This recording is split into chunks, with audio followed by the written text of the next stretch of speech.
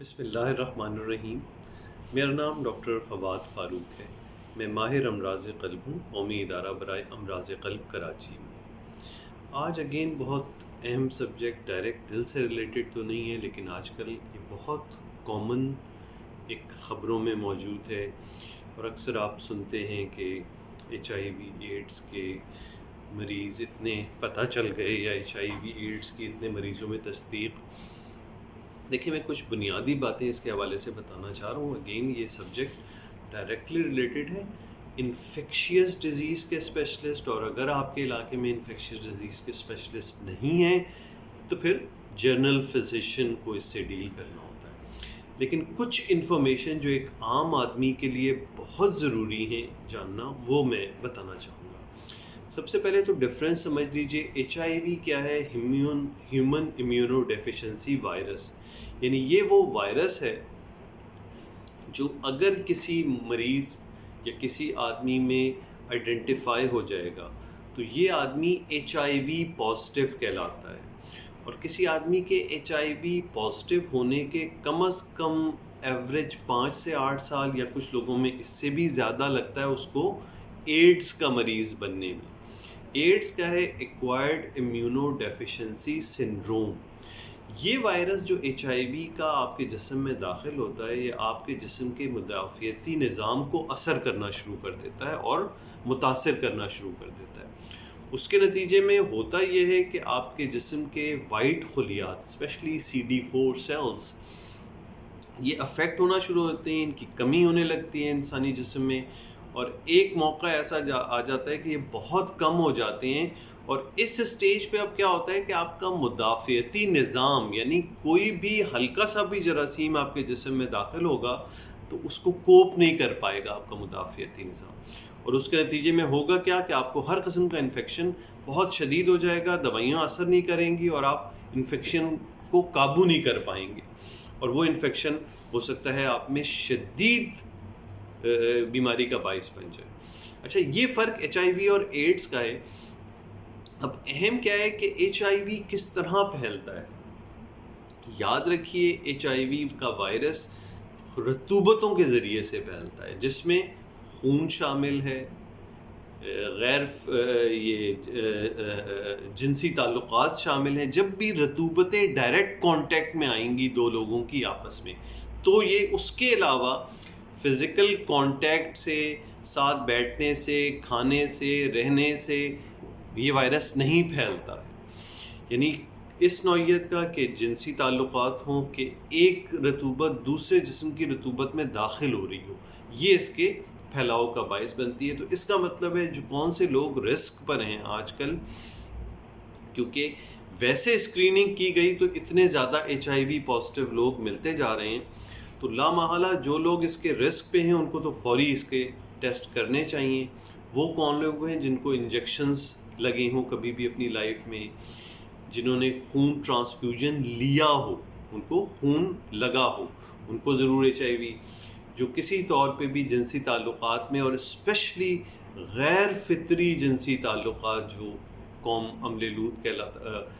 عمل قوم لوط کہلاتا ہے، اس پہ یہ بہت زیادہ چانسز ہیں اس کے پھیلنے کے۔ ایسے لوگ ضرور اپنے ٹیسٹ کرائیں HIV۔ اور HIV پازیٹیو ہونے کا مطلب یہ نہیں ہے کہ آپ کو ایڈز ہو گئی ہے۔ HIV ایڈز کی طرف لے کے جائے گا جب آپ کا مدافع نظام بالکل ختم ہو جائے گا۔